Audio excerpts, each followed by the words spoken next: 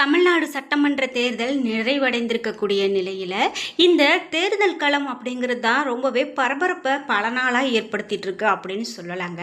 அதாவது எந்த வருடமும் காணாத ஒரு மிகப்பெரும் மாற்றம் இந்த வருடம் காணப்போகிறது அப்படின்னு சொல்லியிருந்தாங்க. இந்த தலைமை தேர்தல் ஆணையருடைய அறிவிப்பின்படி ஏப்ரல் 23ஆம் தேதி தேர்தல் நடைபெற்று முடிந்தது. அதே போல் மே 4ஆம் தேதி முடிவுகளும் அறிவிக்கப்பட்டிருக்கு. இந்த நிலையில் இந்த தேர்தலினுடைய முடிவுகள் அடுத்தது தமிழ்நாட்டில் என்ன மாதிரியான அரசியல் களம் அமைக்க போகிறது, என்னெல்லாம் நடக்கும் அப்படின்னு ஏற்கனவே ஒரு பஞ்சாங்க கணிப்பில் சொல்லப்பட்டிருக்கு அப்படின்னு சொல்லக்கூடிய செய்தி தான் இப்போ ரொம்பவே பரபரப்பாக பார்த்துட்ருக்கோம். அந்த வகையில் பஞ்சாங்கத்தில் என்ன சொல்லப்பட்டிருக்கு, மேலும் இந்த தமிழகத்தினுடைய தேர்தல் முடிவுகள் பற்றி என்னெல்லாம் சொல்கிறாங்க, ஆட்சி அமைய போவது பற்றி என்னெல்லாம் சொல்லப்படுது, இதை பற்றி தான் நம்ம இந்த வீடியோவில் விரிவாக பார்க்க போகிறோம். வீடியோவை ஸ்கிப் பண்ணாமல் பாருங்கள். நீங்கள் இன்னும் நம்மளுடைய உற்சாகம் டிவி சேனலை சப்ஸ்கிரைப் பண்ணாமல் இருந்தால் சப்ஸ்கிரைப் பண்ணிக்கோங்க. கூடவே இருக்க பெல் ஐகானை மறக்காமல் கிளிக் பண்ணிடுங்க. வாங்க வீடியோக்குள்ளே போகலாம். இந்த வீடியோவை பார்த்துட்டு இருக்கக்கூடிய உங்களுக்கு ஜாதகம், ஜோதிடம் இந்த மாதிரியான தகவல்கள்லாம் முழுமையாக தெரிந்து கொள்ளணும் அப்படின்னா இந்த வீடியோவுக்கு கீழே டிஸ்கிரிப்ஷனில் வராகியம்மன் ஜோதிட நிலையத்தின் தொலைபேசி எண் கொடுத்துருக்கேன். அந்த எண்ணுக்கு தொடர்பு கொண்டு பேசி பாருங்கள். கண்டிப்பாக உங்கள் வாழ்க்கையில் இருக்கக்கூடிய எல்லா பிரச்சனைகளுக்கும் சரியான தீர்வு கிடைக்கும். எப்போதும் இல்லாத ஒரு தேர்தல் களம் அப்படின்னு நம்ம சொல்லியிருந்தோம். ஆமாங்க, எந்த வருடமும் காணாத மிக பெரும் பரபரப்பு இந்த 2026ஆம் ஆண்டு இந்த தேர்தல் களம் சந்திச்சிருந்தது. அதாவது புதிதாக ஒரு நபர் வந்து இப்போ ஒரு அரசியல் பெரும் மாற்றத்தையே ஏற்படுத்தியிருக்காரு அப்படின்னு சொல்லலாம். அந்த வகையில் இருந்தாலும் கூட முக்கியமாக கூட்டணி மூலமாக ஆட்சி அமையுமா அப்படிங்கிறது ஒரு கேள்வியாகவே இருந்தது. பஞ்சாங்கத்தின் மூலமாக என்ன சொல்லியிருக்காங்க அப்படின்னு பார்த்தீங்கன்னா, உலகளவில் அரசியல் பல மாற்றங்களை ஏற்படுத்தும் அப்படின்னு சொல்லப்பட்டிருந்தது. முக்கியமாக இந்த உலகளவில் அரசியலில் மாற்றங்கள் அப்படின்னு பார்த்தீங்கன்னா இப்போ நம்ம பார்த்துட்டே வரோம். ரொம்ப நீண்ட வருடமாக ஆட்சி அமைத்திருந்த கட்சிகள் கூட இப்போ பின்வாங்கி இருக்கக்கூடிய நிலையை நம்ம பார்த்துருக்குறோம். புதியதாக ஒரு கட்சி வந்து ஆட்சியை பிடிக்கக்கூடிய நிலையில் நம்ம பார்த்துட்ருக்கோம்.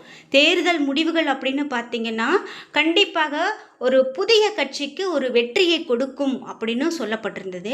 முக்கியமாக கூட்டணி மூலமாகத்தான் ஆட்சி அமைக்க முடியும் அப்படின்னு பஞ்சாங்கத்தில் தெளிவாக சொல்லப்பட்டிருக்கிறதா இப்போ சொல்லப்பட்டுட்டு வருது.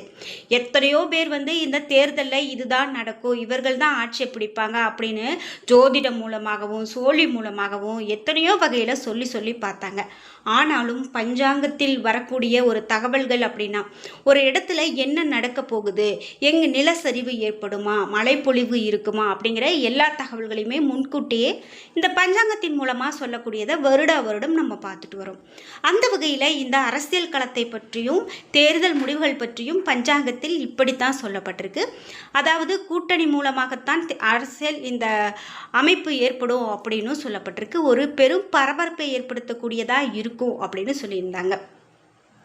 மொத்தமாக 234 தொகுதிகளுக்கு ஒரே கட்டமாக வாக்குப்பதிவு நடந்தது. இந்த முறை மாநிலத்தில் 4 முனை போட்டி அப்படின்னு கூட சொல்லலாம். இந்த 4 முனை போட்டி தான் தற்போது நிலவியது.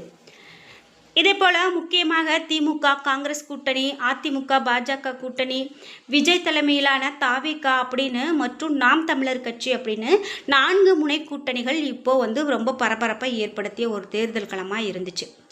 2021ஆம் தேர்தல் அப்படின்னு பார்த்தீங்கன்னா கூட்டணியில் 159 இடங்களில் திமுக வெற்றி பெற்றது.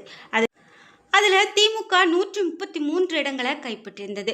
காங்கிரஸ் 18, விசிக 4, சிபிஐ அப்படின்னு சொல்லி ஒவ்வொன்றும் ஒவ்வொரு தலா இடங்களை பிடித்து ஆட்சியை பிடித்தாங்க அப்படின்னு சொல்லலாம். அதில் முக்கியமாக யாருமே எதிர்பார்க்காத ஒரு முடிவு தான் இந்த வருடம் வந்திருக்கிறது அப்படின்னு சொல்லலாம். இனிமே என்னென்ன மாற்றங்களை சந்திக்க போகிறாங்க அப்படிங்கிறத நம்ம ரொம்பவே பொறுத்திருந்து தான் பார்க்கணும். இந்த அரசியல் களம் அப்படின்னு பார்த்தீங்கன்னா ரொம்ப ஒரு பரபரப்பை ஏற்படுத்தக்கூடிய களமாகவே இன்று வரைக்கும் இருந்துட்டுருக்கு அப்படின்னு சொல்லலாம். இப்போது இன்னுமே ஆட்சி அமைக்கப்படாத நிலையில் இன்னும் என்னெல்லாம் நடக்க போகுது அப்படிங்கிற ஒரு சூடு பிடித்திருக்கிறது அப்படின்னு சொல்லலாம். இப்போ தான் ஒவ்வொரு கட்சிகளாக ஒரு மீட்டிங் போட்டுட்டு பார்த்துட்டு மக்களை சந்திச்சுட்டு இருக்கக்கூடிய பரபரப்பான நிலையில் அடுத்தது என்ன நடக்க போகிறது, என்னென்ன திட்டங்களை சொல்ல போகிறாங்க, எதெல்லாம் நமக்கு நிறைவேற போகிறது அப்படிங்கிறது மக்கள் ரொம்பவே எதிர்பார்த்து காத்துட்ருக்காங்க அப்படின்னு சொல்லலாம். முக்கியமாக இந்த 2026ஆம் ஆண்டு சட்டப்பேரவை தேர்தல் அப்படின்னு பார்த்தீங்கன்னா, வழக்கமான தேர்தல்களை போன்று இல்லாமல் ஒரு தனிப்பட்ட முடிவை காட்டியிருக்கிறது அப்படின்னு சொல்லலாம். கடந்த 50 ஆண்டுகளுக்கும் மேலாக இருந்த கட்சி ஒரு மாற்றத்தை இப்போ கொண்டு வந்திருக்காங்க அப்படின்னு சொல்லலாம். இந்த அரசியல் வரலாற்றில் தற்போது வந்திருக்கக்கூடிய முடிவுகள் ஒரு பெரும் மாற்றத்தை உணர்த்துது அப்படின்னு சொல்லலாம். முக்கியமாக புதிதாக அதாவது கடந்த 2 ஆண்டுகளுக்கு முன்னாடி தொடங்கப்பட்ட இந்த தாவேகா கட்சி சுமார் 108 தொகுதிகளில் வெற்றி பெற்றிருக்கு. 108 தொகுதிகளில் பெரும் வெற்றி பெற்று இப்போது மிக பெரும் ஒரு இடத்தை பிடித்திருக்கு. இந்த தாவேகா மிக பெரும் கட்சி அப்படிங்கிற ஒரு அந்தஸ்தை கூட இது பெற்றிருக்கு அப்படின்னு சொல்லலாம். அதாவது 3வது பெரும் கட்சியாக இப்போது இந்த இடத்தை பெற்றிருக்கிறது அப்படின்னு சொல்லலாம். திமுக அதிமுக முறையே 2வது மற்றும் 3வது இடங்களுக்கு தள்ளப்பட்டிருக்கு அப்படின்னு கூட சொல்லலாம்.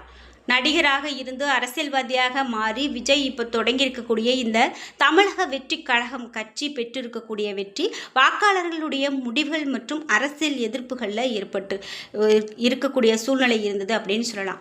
முக்கியமாக இந்த தேர்தலின் முடிவுகள் வெளிப்படுத்தக்கூடிய 5 முக்கிய அம்சங்களும் அவை மாநில எதிர்காலத்தில் ஏற்படுத்தக்கூடிய நீண்ட கால தாக்கத்தையும் நாம் இங்கு பார்க்கலாம்.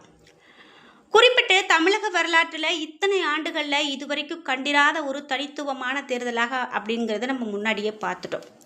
முக்கியமாக கிட்டத்தட்ட அனைத்து அரசியல் நோக்கங்களுமே இந்த தாவேகா மக்களிடையே பரவலாக ஏற்படுத்திய தாக்கத்தை சொல்லலாம். முக்கியமாக அவர்கள் சொன்ன எந்த ஒரு நம்பிக்கையான வார்த்தைகளும் கண்டிப்பாக மக்களிடையே போய் சேர்ந்திருக்கிறது அப்படிங்கிறத நம்ம இதில் புரிஞ்சுக்க முடியும். தமிழ்நாட்டை பொறுத்த வரைக்கும் காங்கிரஸ் ஆட்சி கட்டில் இருந்து அகற்றப்பட்ட 1967ஆம் ஆண்டுக்கு பிறகு திமுக அல்லது அதிமுகவே ஆட்சியில் இருந்து வந்திருக்காங்க. தற்போது வரைக்கும் திமுக ஆட்சியில் இருந்து இந்த 2 கட்சிகளும் மாறி மாறி இருந்த நிலையில தான் தற்போது தாவேகா எழுச்சியாக இப்படி வந்திருக்கிறது அப்படின்னு சொல்லலாம். மற்றவர்களுடைய ஒரு கூற்றுப்படி என்ன சொல்லப்படுது அப்படின்னா, 18 முதல் 30 வயதுக்கு உட்பட்ட வாக்காளர்கள் மற்றும் பெண்களுடைய ஆதரவு அதிகமாக இந்த கட்சிக்கு இருந்திருக்கிறது. இருந்தும் ஆட்சி அமைப்பதில் சிறு சிறு சிக்கல்கள் ஏற்பட்டிருக்கிறது அப்படின்னு சொல்லக்கூடிய நிலையில் விஜய்க்கு ஆதரவு குறித்து இப்போது காங்கிரஸ் அறிவிக்கக்கூடிய முடிவு இருக்குது அப்படின்னு சொல்கிறாங்க. திமுக கூட்டணியில் 28 தொகுதிகளில் போட்டியிட்ட காங்கிரஸ் 5 தொகுதிகளில் வெற்றி பெற்றிருக்கு. 108 தொகுதிகளில் வெற்றி பெற்ற தாவேகாக்கு ஆட்சி அமைக்க பெரும்பான்மையை நிரூபிக்க 11 எம்எல்ஏக்கள் தேவைப்படுகிறது. இந்த நிலையில தான் 2 எம்எல்ஏக்களை கொண்டிருக்கக்கூடிய இந்திய கம்யூனிஸ்ட், மார்க்சிஸ்ட் மற்றும் விசிகாவுக்கு ஆதரவு கோரி விஜய் கடிதம் அனுப்பியிருக்காரு. இதற்கிடையில தமிழக வெற்றி கழகம் ஆட்சிக்கு ஆதரவு அளிப்பது குறித்து தேர்தலில் வெற்றி பெற காங்கிரஸ் மற்றும் வேட்பாளர்கள் 5 பேரோட அந்த கட்சியினுடைய மேலிட பொறுப்பாளர்களோடு ஆலோசனை நடத்தி வர்றாங்க அப்படிங்கிற ஒரு செய்தியும் கிடைச்சிருக்கு. சென்னை விமான நிலையத்தில் பேட்டியளித்த அவர் விஜய்க்கு ஆதரவு குறித்து சற்று நேரத்தில் முடிவுகள் அறிவிக்க உள்ளதாகவும் சொல்லப்பட்டிருக்கு.